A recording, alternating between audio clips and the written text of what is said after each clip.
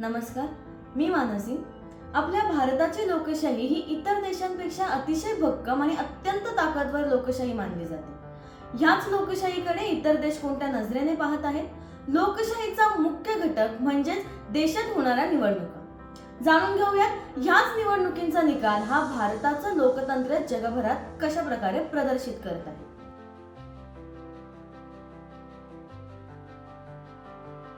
2021 मध्ये अमेरिकेतील freedom house संस्थेने भारताच्या लोकशाहीला पार्शियली फ्री डेमोक्रेसी असं म्हटलं होतं. म्हणजेच भारतात लोकतंत्र पूर्णपणे काम करत नसल्याचं फ्रीडम हाऊस या संस्थेने म्हटलं होतं. स्वीडनच्या एका व्हीडेम संस्थेने भारतात इलेक्टोरल ऑटोक्रेसी आहे असं विधान केलं होतं. म्हणजेच भारतात लोकतंत्र धोक्यात असल्याची शंका संपूर्णतः जगभरात पसरली होती. भारत सरकारने या सगळ्याची दखल घेतली होती, परंतु 2024च्या लोकसभा निवडणुकीत ही एक गोष्ट स्पष्ट झाली की भारतातील जनतेने फक्त एकाच मुद्द्यावरून मतदान केले नाही. म्हणूनच यावेळेस सरकार कोणाचीही आली तरी देखील विरोधी पक्षही संसदेत तितकंच ताकदवर ठरेल. 19व्या शतकात ब्रिटनचे पंतप्रधान बेंजामिन डिझराएली यांनी असे सांगितले होते की मजबूत विरोधी पक्ष असल्याशिवाय कोणतेही सरकार फार काळ टिकू शकत नाही. या 2024च्या लोकसभा निवडणुकीत एक्झिट पोलने वर्तवलेले अंदाज जास्तीत जास्त प्रमाणात चुकीचेच ठरले. कारण निवडणुकीत वर्तवलेल्या अंदाजानुसार एनडीए युती आणि इंडिया युती दोन्हीही आपलं प्रदर्शन दाखवण्यास असमर्थ ठरल्या होत्या. केंद्रात मोदीच येणार हे मात्र नक्की होतं, कारण वोट फॉर मोदी किंवा वोट अगेन्स्ट मोदी असा या निवडणुकीचा मुद्दा बनला होता. कारण मोदींची गॅरंटी असा अजेंडा भारतीय जनता पक्षाने बनवला होता. इतिहासात पहिल्यांदाच कोणत्या तरी पक्षाने आपल्या पंतप्रधानांच्या नावाचा अजेंडा हाती घेऊन निवडणूक लढली असावी. परंतु दुसरीकडे मात्र सगळ्यांनाच केंद्रात मोदीच येतील अशी खात्री वाटत नव्हती. कारण देशभरात भारतीय जनता पक्षाला 2014च्या लोकसभा निवडणुकीत भाजपने 282 जागा मिळवल्या होत्या. 2019च्या लोकसभा निवडणुकीत भाजपने 303 जागा मिळवल्या होत्या, तर ह्या 2024च्या लोकसभा निवडणुकीत भाजपने 240 जागा मिळवल्या. जाणून घेऊया ह्या निवडणुकीत भाजपच्या बाजूने असा निकाल का लागला असावा. भारतीय जनता पक्षाने ह्या निवडणुकीत गरीब, शेतकरी, युवा आणि महिला वर्गाला आपलं पहिलं लक्ष बनवलं होतं. त्यांनी सर्वाधिक जोर हा मोफत योजनांवर दिला होता. प्रधानमंत्री गरीब कल्याण अन्न योजनेद्वारे भारतातील 80 कोटी नागरिकांना मोफत राशन देण्याचे आश्वासन भारतीय जनता पक्षाने केले होते. पीएम आवास योजना असो किंवा पीएम उज्ज्वला योजना असो किंवा आयुष्यमान भारत योजना असो, मोदी सरकारने गेल्या 10 वर्षात अशा योजनेत 22 कुटुंबियांना समाविष्ट करून घेतले. कदाचित ह्याचमुळे देखील भाजपला या निवडणुकीत यश मिळाले असावे. परंतु यावेळेस मात्र निवडणुकीत रोजगाराचा मुद्दा उचलून धरला जात होता.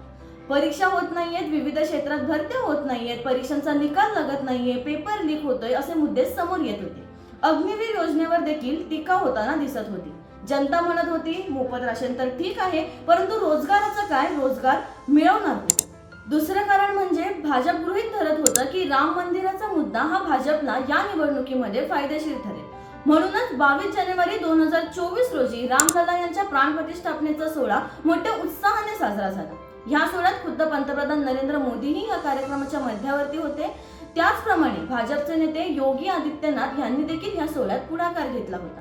परंतु अयोध्येच्या बाजूच्या जागांवर म्हणजेच बाराबंकी, फैजाबाद, अमेठी, आंबेडकर नगर आणि सुलतानपूर अशा 5ही जागांवर भाजपचा पराभव झाला. पंतप्रधान नरेंद्र मोदी यांनी मुसलमान समाजाला घेऊन केलेल्या वक्तव्याचाही फारसा प्रभाव जनतेवर पडलाच नाही. राजस्थानच्या बासवाडा सभेमध्ये नरेंद्र मोदी यांनी म्हटलं होतं की काँग्रेस सत्तेत आली तर ती जनतेची संपत्ती जास्त मुलं असणाऱ्यांना वाटून टाकेल. त्यांचा हिंदू महिलांच्या मंगळसूत्रावर डोला आहे, ते हिंदू महिलांच्या गळ्यातील मंगळसूत्र मुसलमानांना देऊन टाकतील असं वक्तव्य पंतप्रधान नरेंद्र मोदी यांनी केलं होतं. ह्या बाबतीत विरोधी पक्षाने निवडणूक आयोगाकडे तक्रारही केली होती. नरेंद्र मोदी यांनी एवढ्या स्पष्ट शब्दात इतकी गंभीर टीका कदाचित पहिल्यांदाच केली असावी.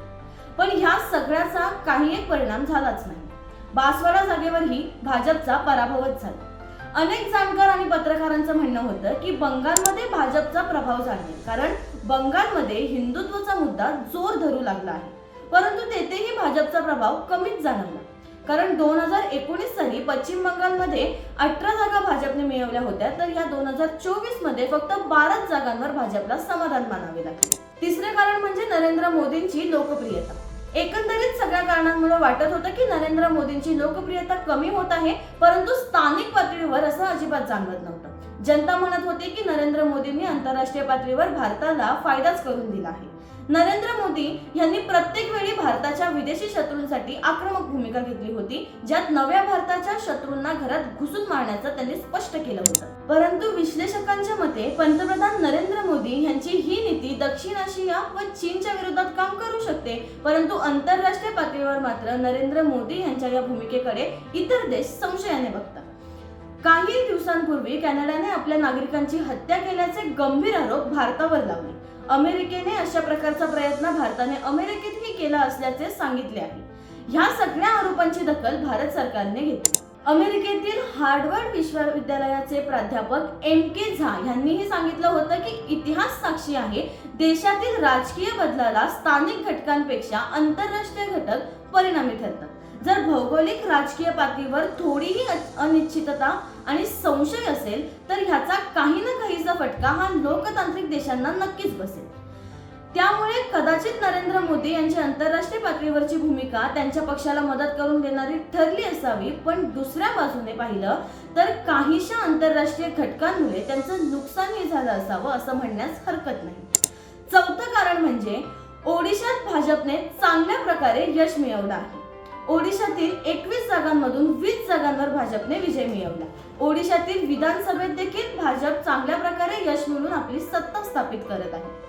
दक्षिण भारतात बघितलं तर भाजपने तेलंगणामध्ये 8 जागा, आंध्र प्रदेशमध्ये 3 जागा तर केरळात 1 जागा मिळवली. या तिन्ही राज्यातील जागा भाजपसाठी महत्त्वपूर्ण होत्या.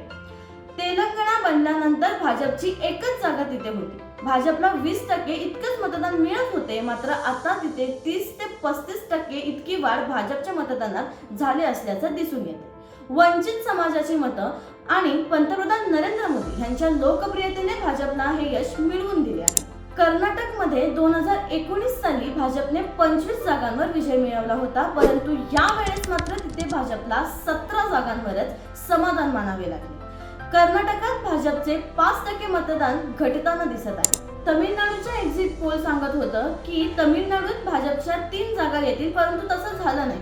पण भाजपच्या मतदानात मात्र नक्कीच 3.6% ते 10.7% इतकी वाढ झाल्याचं तिथे दिसून येतं. केरळमध्ये भाजपने त्रिपुराची 1 जागा मिळवली. भाजपने या जागेसाठी अतोनात प्रयत्न केले होते. खुद्द पंतप्रधान नरेंद्र मोदी या जागेवरून स्वतः निवडून आले होते. तर एकंदरीत बघता दक्षिण भारतात भाजपने 2019 साली 29 जागा मिळवल्या होत्या. ह्या वेळेस देखील भाजपने 29 जागा मिळवल्या आहेत, परंतु काँग्रेसने मात्र मागच्या वेळेपेक्षा जास्त जागा म्हणजेच 40 जागा दक्षिण भारतात मिळवल्या आहेत. ह्या सगळ्या गोष्टींवरून एक निष्कर्ष निघतं की ह्या वेळेस काँग्रेस आणि भाजप जे मुद्दे घेऊन निवडणुकीत उतरले होते ते जनतेला तितकेसे पटलेले नव्हते. प्रत्येक राज्याचे आपले आपले असे स्थानिक पातळीवरचे मुद्दे होते. दुसऱ्या बाजूने रोजगाराचा मुद्दा जोर धरत होता.